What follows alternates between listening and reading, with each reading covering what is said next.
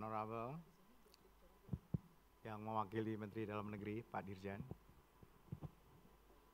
Pak Gubernur Jakarta,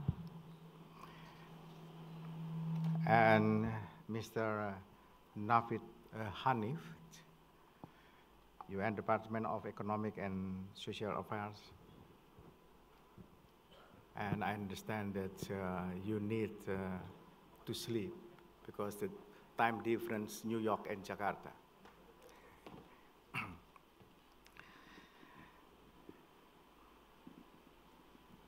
Cukup ya? Pakai yang itu nggak bisa ya? Yang itu? Yang tadi itu. Halo, yes. Mayor, Representative, distinguished speaker, guest, ladies and gentlemen. Assalamualaikum warahmatullahi wabarakatuh.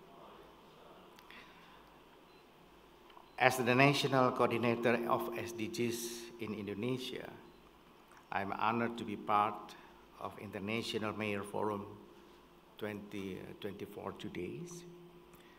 And this event provides an opportunity not only to share our effort on SDGs, but more importantly, to learn how its country integrates the SDGs into their national priorities. During the SDG Summit 2023, the Secretary General of the United Nations stated that the SDGs are not just a list of goals. We have to see SDGs as a mutual responsibility. This is important because recent findings show that only 15% of SDGs targets are on track, while more than 30% are stagnating or have fallen below the 2015 baseline. I will share our progress on the SDGs, believing that many countries share a similar situation.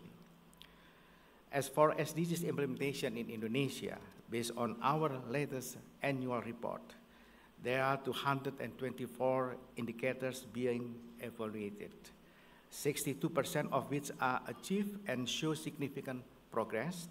Meanwhile, the rest need further improvement. Pillars of environment and justice and government are leading with highest achievement. Our achievement in SDGs is relatively good because of the integration of SDGs into the national planning system. This ensures that SDGs are implemented nationally. To add, we also analyze the current progress compared to 2030 targets stated in a roadmap. There are 60 selected indicators being analyzed. The result is as follows: 42% indicator is on track, 40% indicator need acceleration, and 18% indicators show slow progress or setback. It is imperative that we accelerate the action to achieve the target in the remaining 6 years. Yes, so very close to. Ladies and gentlemen, in Indonesia, SDGs is integrated into national planning system, which consists of long term of 20 years, middle term of 5 years, and annual term. In our long-term development plan, 2025 to 2045, we envision 5 priorities, which are social transformation, governance transformation, economic transformation, law supremacy, stability and Indonesia leadership, and social resilience, culture and ecology. In each cluster, we identify priority issues and intervention needed. The six key transition issues highlighted at this event are also our priorities. Moreover, we have embedded this issue into our planning documents and formulated policy intervention. First, on food system, the focus is on the integration of food centered into local, coastal, and city area and nexus of food, water, and energy. Second, on energy access. The government consistently promotes green economy, the use of renewable energy, and green transportation. Third, on digital connectivity. The government works to raise digital literacy, improve the capacity and capability of human resource, and maximize the use of artificial intelligence, big data, and blockchain. Fourth, on education. The government focused on campaigning the 13 years of mandatory education program, enhancement of teaching staff and material while strengthening education system. Fifth, on social protection and jobs. Our priority is to protect the vulnerable groups and reform the national social protection system. And six, on climate change, biodiversity loss, and climate change. We aim to reduce emission in every sector, raise forest rehabilitation, and disaster management. The issue of city management has become our concern. It is estimated that in 2024, the number of people living in the city will increase to 67.1% from 54% in 2020. Without controlling urbanization properly, this may cause inequality, increased vulnerable group, exploitation of suburban and others. Thus, in the future, developing a city must be based on new urban agenda which emphasize on the importance of sustainable economic and environment to make sure that no one is left behind. New urban agenda also promotes integrated urban and regional planning, multi-actor governance, and a city built based on people-oriented, age-responsive, and gender-sensitive principles. Bappenas is the national coordinator for SDGs undertaking ensure that implementation goes beyond national level. We collaborate with local governments in the formulation of voluntary local reviews. Jakarta and Surabaya, for example, have submitted their interesting story in their voluntary local review are the cities and regency which are currently progressing.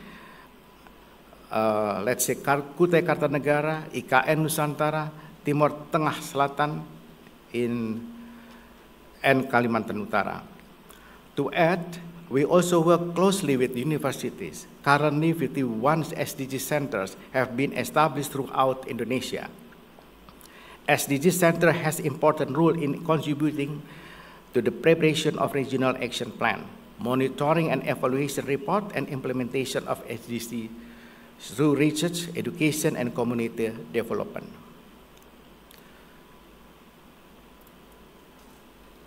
I would like to convey the following features to accelerate SDGs target toward 2030.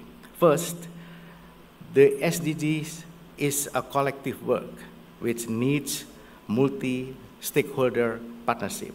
Second, in order to realize that involvement and engagement with local government are key to create innovative programs that address various issues in each region. And lastly, we must optimize innovative approach to close the gap in SDGs financing. Before I end my remarks, I want to share the last research by Penn State. Yes, I think this is good to share. As well as we know,